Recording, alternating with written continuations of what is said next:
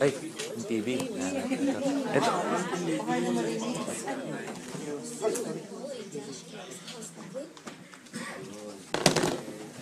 Okay.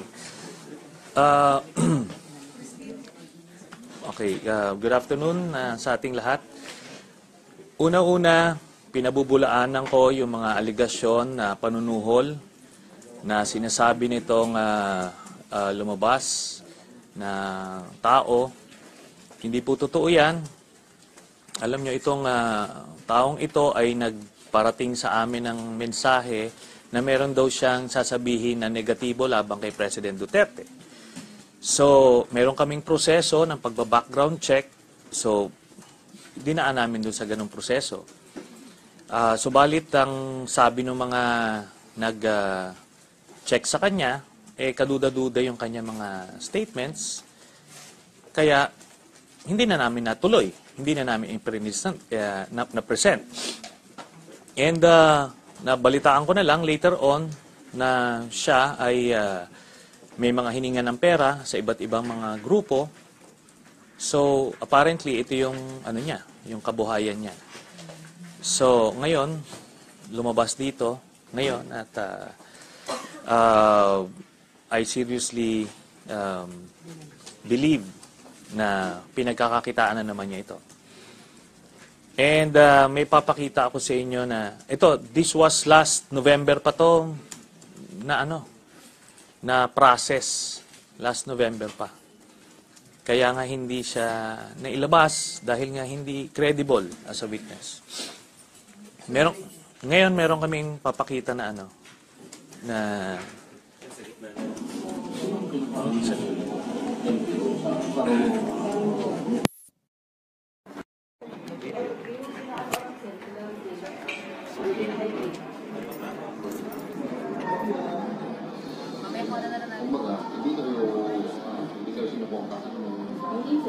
lalabas natin yung namin sir, yung mga campaign material yung sir, lalo yung sa personal na mga para i-campaign na yung sinabi din,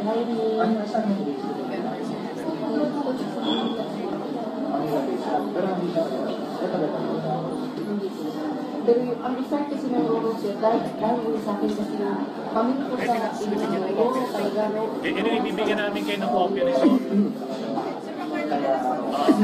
Sige. Okay, ganito yan. Ibibigyan namin sa inyo yung pakita nyo isang picture yung pinapalabas niya. Yan. Ito. Okay. Ito yung picture, di ba? Nakita niyo yung video, magkaparehas yung damit niya, isuot niya, di ba?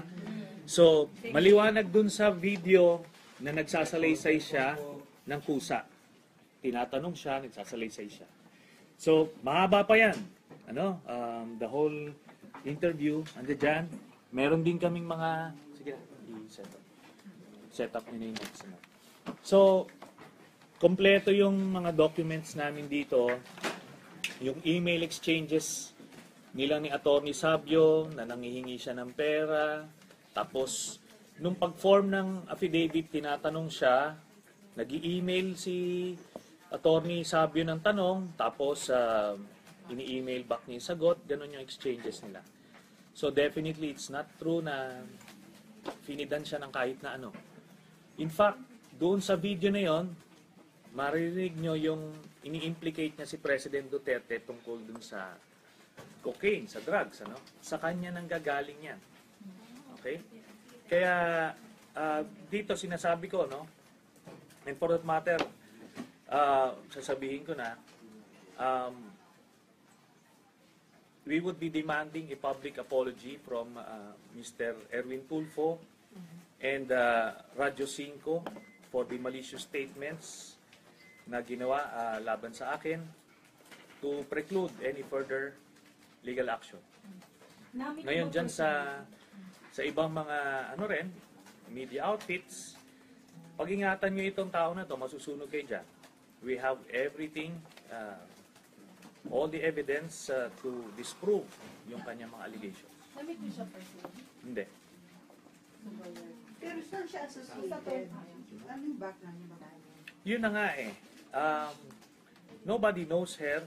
Bakit ko siya hahanapin? Bakit ko siya aalukan ng kahit na ano? So siya nag-approach sa office niyo? Naghahanap siya ng paraan kung paano magkaroon ng access sa opisina ko at sa opisina ni Senator De Lima. Sir, yung video sa inyo, yung video po Yan yung sa date, ano daw? Ang sinasabi niya, implicate niya si President Duterte sa akin. Anong panong implication? I mean, ano yung sinasabi niya? Sinabi niya na nakita daw niya sa may pier na may shipment daw, may cargo shipment, tapos si Duterte daw mismo yung nag-check nung cocaine, tinikman daw. Sa kanya lahat ng galing yan. Okay? Pero hindi nyo narinig sa akin yan. Di ba? So, ganun kami. Before we present a witness, sigurado kami dapat lumabas yan dun sa lumusot siya dun sa aming screening process. Sir, yung video, sino yung ka-meeting niya, staff niyo? Ka-staff ko yung ka-meeting niya.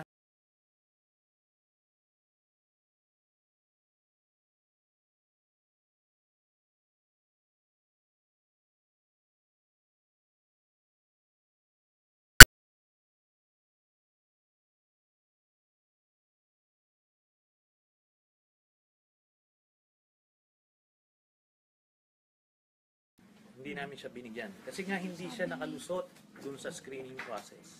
Sir, pero yun po ata yung sinabi ni Attorney Savio na pinayagan na siya na sa Cagayan de Oro na tumira kasama yung immediate family. O hindi sa amin yun. So, walang lumalabas na money from your office. Ano sabi niya, parang tinutulungan nga daw mag-relocate.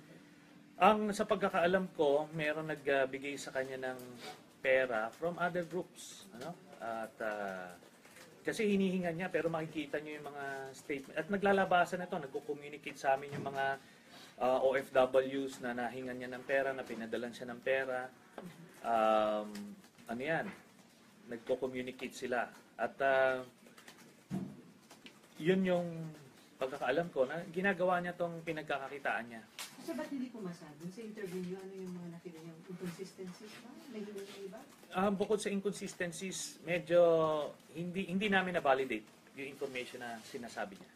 Hindi na-validate meaning, sir, wala na other supporting evidence? No. We have ways of validating information. We're checking things on the ground independently. So, hindi nag-check out. Tapos, may mga mahirap na paniwalaan doon sa kanyang mga statements, kaya hindi namin nilabas. Sir, ano So, yun yung ang tanong eh, di ba? Alam nyo, I would like to, I'm beginning to think na ito ay baka itinanim sa amin para kung kakagat kami, ilalabas namin, tapos babaliktad later on. Di ba? So, Pero, hindi ganun eh. Hindi madali yung proseso eh, na ginagawa namin to screen the witnesses. Yun. Sir, as to yung specific... Okay. Ito, may portion. Sige nga. Sir, ano nakalapit? Yung mga kunwari, kagaya pinagbiyahe ka, hinahanapan lang namin ng paraan kung paano ka gastusan mo. Pero kagaya kunwari kay El, yan, naalagaan siya. Pero wala kami bigay sa kanya. Na mahirap kasi pag nagbigay ka na ng pera. Iba na ang usapan doon. Si Ed mismo, wala siya. Ang sinasabi pa nila, binayaran siya.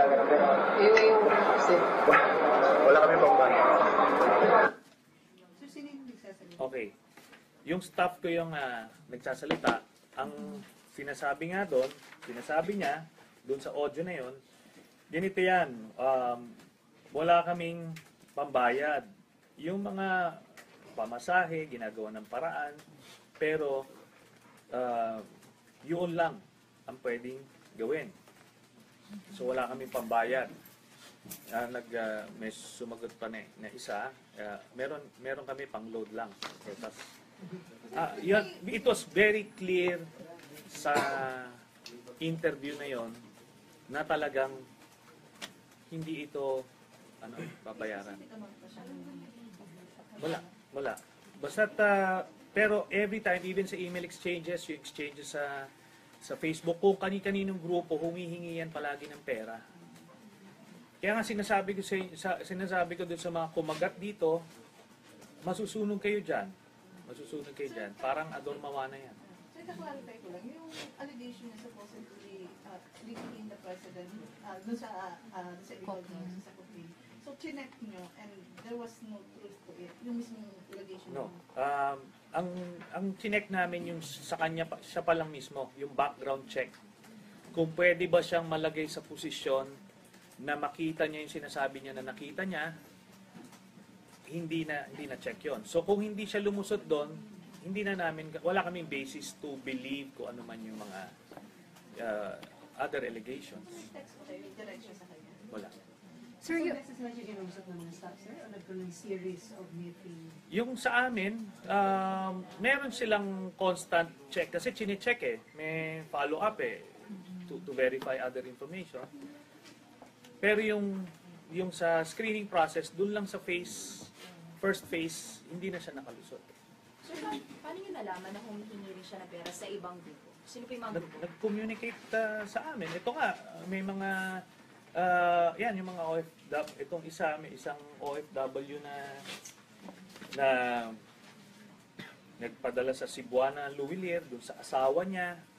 So kumbaga, lumalabas itong mga information na ito. Sir, ano yung circumstances yung sa face Ito 2015 pa ito. 2015 yan, no? Ito yung lalaki. Ito siya. Asawa niya to. Sir, ano yung circumstances nung hindi nakalusot? Anong may sinabi siya tapos na-validate niya na hindi? Anong example? Yung isang example, yung nakita daw niya yon, yung insidente na yon, dahil nagbebenta daw siya ng balot. Parang di ba? Yung palang medyo may problema na. Tapos tinignan namin dun sa lugar na sinabi niya, kung may access na gano'n at may mga kilala naman kami doon. Hindi, wala. Sa cocaine. Oo, yung sa cocaine. I'm not saying it didn't happen, but basically she did not pass the credibility test, so hindi siya nilabas. Saan sa investigation? LT ba siya? Ano ba? Supported by the president o LT? Hindi. Ano ito? May mga talagang pinapalabas niya, may mga picture. Asan yung mga picture niya ng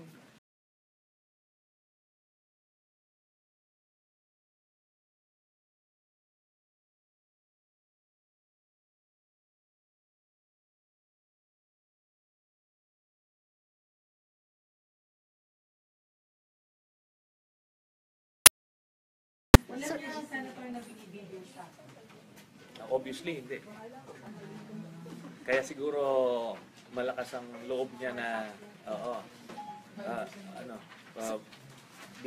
so ano doon kinukuhanan yung buong interview.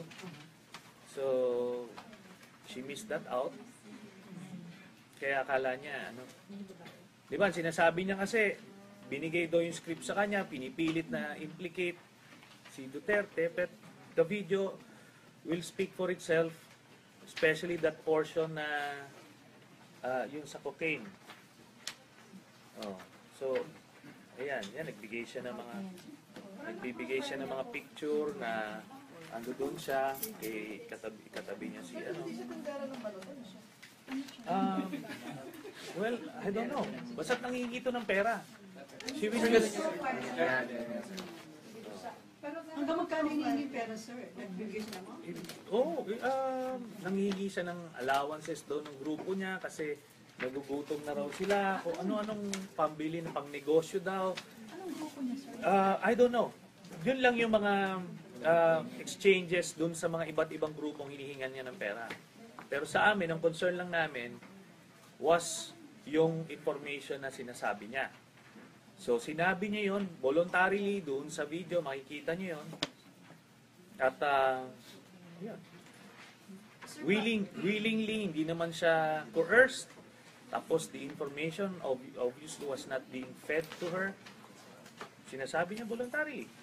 Pero sir, bakit kayo convinced na hindi nga siya nagbebenta ng balot? Ano yung circumstance? Hindi naman. na- Hindi, paano hindi, nyo hindi, paano nyo hindi kagad naman. na-rule out na Hindi naman. totoo yun? Sinight ko lang yon. Sinight ko lang. Hindi, sinight ko lang. Sinight ko lang yun na example na medyo parang okay. Di ba?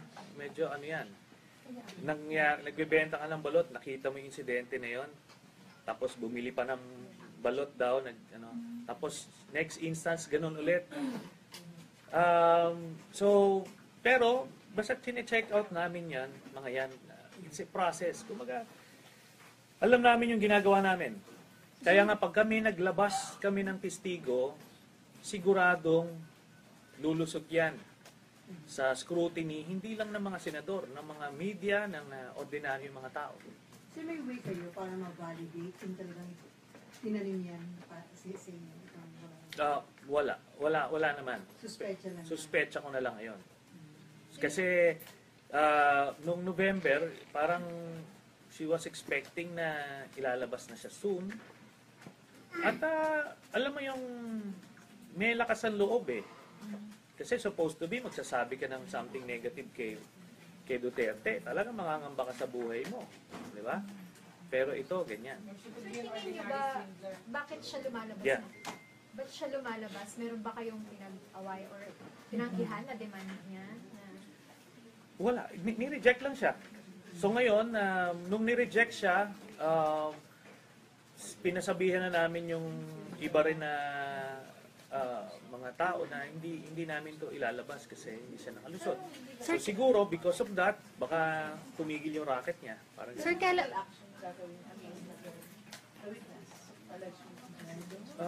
pinag-aaralan pa. Pero for now, itong si Erwin Tulfo ang nagsabi ng negative. So talagang we would be demanding a public apology sa Radyo 5 and kay Mr. Erwin Tulfo regarding this issue. Sir, ano sinabi niya sa program? Wala na siya na doon. Sir, dun lang sa timeline, November niyo siya na-meet, ay November siya na-interview. Tapos kailan niyo na-realize na hindi to papasa? Immediately after. Siguro, pero binibigyan pa rin siya ng benefit of the doubt. Nag-engage pa rin sila Attorney Sabio sa kanya. Nagko-communicate siya dun sa iba't ibang mga tao, common friends, ganon. Pero sa akin, alam ko na from the get-go na may problema tayo dito. Ang sinasabi niya kasi, sir, hindi niya pinirmahan yung affidavit kasi mali daw yung nakalagay. Yun na nga makikita niyo doon sa video, siya yun Ang sinasabi niya daw na hindi raw niya ma-take yung i-implicate sa drug si Duterte. Pero doon sa video, siya mismo ang nagsasabi nun. Diba? Kung balot vendor lang siya, bakit dito ba siya nagpa-press con kahapon? Yun na isang nga, hotel. di ba? Di ba may problema nga doon? Bakit siya nagpapa-press con? Bakit nag-media roadshow ito? Who's the backer? Ano yung personal? Yun na nga So, sa akin, ano yan? It's a propaganda game that they're playing. But I'm going to burn them. As I'm doing now. Sir, who's behind it? Sir, when you said they, sino yun? Yung sabi mo who's Itong behind it? grupo nila Duterte. Alam niyo yung mga ganyang tactics, lahat ng dirty tricks, ginagawa na nila. Di ba? And I hope maliwanag yan sa tao, sa media, at dapat matakot kayo dyan. Kasi kung sa akin, kaya nilang gawin yan, kayang gawin yan kahit kanino. So, convince kayo, sir, na palabas ka na? Planted. Ganun na nga. So wala pa right now na legal action Pinag-aaralan ko ano yung mga pwedeng gawin. At kasi talagang ano siya hindi niya to nakita. Hindi nila to nakita. Na akala nila, we don't have anything. Alam namin ginagawa namin, hindi kami magpapasunod. Tsaka the fact na hindi nga namin siya nilabas, di ba? Ibig sabihin nun, kung propaganda lang, di ba, ang galing sana na propaganda yun.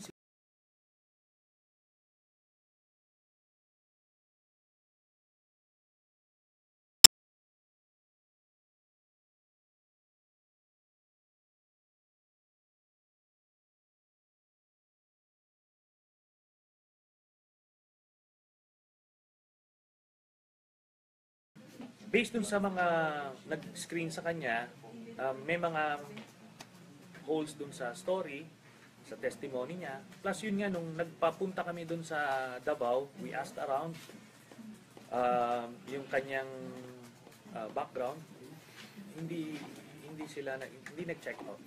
So that we're demanding public apology. Ano sinabi nila? Parang tulong nila Erwin Tulfo. Na sinuhulan ko raw. Parang Sinuhulan ko raw itong pati sina Las Cañas, sinuhulan ko na. Parang it was a judgment.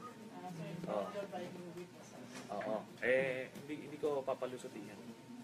so talagang diretsahan na. Diretsahan. So ngayon, sa akin, basta't kami dito, we will be aggressive about this kasi pagka hinayaan mo itong mga to, baka paniwalaan pa eh. So parang hindi mag-public apology, consider niyo yung live. Yes. Sir, details na ilang beses meet ng staff niyo si Arcillas at kailan po yung huling beses meet? November. At Um, yun na sa pagkakaalam ko, isang beses lang. Yung ibang grupo, I'm talking about my team, my team, isang beses lang. Yung iba, I'm not so sure, pero nag-give up na kami. Sabi ko nga, we have a nose for these things eh. Di ba? Alam natin, siguro by this time, how to judge kung yung isang testigo ay nagsasabi ng totoo o hindi. So mas magiging maingat kayo this time, sir? Palagi naman kami maingat. Yan si Mr. Matubato, sila Las Cañas, they went through the process bago namin inilabas. So, ano yung grupo na sinasabi? Iba pang grupo? Grupo ng staff din ng ibang politiko? I don't know. Yung mga laban siguro kay Duterte. Sir, yung press con kahapon ba yun? Yung kahapon, sino sa tingin niyo yung organizing for her? I would like to believe yung mga grupo na sumusuporta kay Duterte. So, yan. So from the start ba, parang nandun siya sa grupo na sumusuporta kay Presidente or talagang gustong i-try sa inyo or both or yung sa background check niya, sir? Ako tinitingnan ko rito, mukhang may may tendency siya mang-swindle. So, yung pag mga ganyan na pagkatao kahit saan yan, kung saan sila kikita. So wala ka naman siyang kaso ng swindling? Wala ka naman? I wouldn't be surprised kung meron. Hindi ka na siya. Okay. Ngayon, next subject tayo. Okay, ano ba? Ay, isa lang. So, ibigay na lang sa kanila. Okay, ngayon. Sir, okay. Okay na ba? Yes, sir. Ano the next subject natin, sir? Parang teacher, ano? Sige. Ngayon, ito, kung maalala ninyo, last month, nagsabi si President Duterte na inutusan niya yung Anti-Money Laundering Council na buksan yung kanya mga bank transactions para mapakita sa buong Pilipinas na hindi siya kurakot at mali yung aking aligasyon. Pero sumulat kami sa Anti-Money Laundering Council at sinabi ng AMLAC na hindi nila ibibigay sa akin yung bank transactions despite the order to them by President Duterte. So dito nyo makikita na nagsisinungaling muli si Duterte at nagtatago sa mga teknikalidad para hindi mabisto yung kanyang 2 bilyon na ninakaw sa Kaban ng Bayan. So ito ang mamaya't mayain namin na issue. Kasi pagka hindi niya ito ipinakita, ay talagang yung duda ng taong bayan na yun doon, na siya ay isang kurakot. Di ba? Pagka siya ay kurakot, ngayon itong lahat na pinapalabas niya na anti-corruption na drive down niya, pagpapanggap lang yan. Dahil siya mismo nga ay corrupt. So parang hindi bibigay sa inyo kasi dapat Anong reason? presidente mismo ang mag-ano. Kailangan kasi waiver. Ang gawin ni Duterte, pumirma ka ng waiver. Marami ka pang drama, marami ka pang arte. Pumirma ka ng waiver para malaman na ng taong bayan kung ano yung totoo. So, again, ando dun yung challenge ko. Pagka mali yung aking aligasyon, magre-resign ako sa Senado. Hindi lang yan, mag-walk-in pa ako sa kulungan. Mag-walk-in ako sa kulungan. Para hindi mo na ako kailangan kasuhan pa kasi mag-walk-in ako sa kulungan kung mali ang aking aligasyon. Kahit saan. Yung choice niya kung saan. Choice niya kung saan ako papasok ng kulungan. Yun ang hamon ko. Just to prove na totoo yung aking sinasabi. Ngayon sinasabi na ako daw mag-produce ng ebidensya. Tama yan. Kaya nga kinasuhan ko siya ng plunder at kaya nga dito sa impeachment case lalabas siya. Pero padaliin na natin. Tanggalin niya na yung duda. Alang-alang doon sa kanyang mga blind supporters, mga die-hard followers na sinasabi na malinis siya. Pakita niya. At presidente siya, hindi siya ordinaryong tao. Presidente siya, dapat wala siyang bahid ng duda. Ngayon, buti kung walang aligasyon. Pero ako may aligasyon at meron pa akong hamon.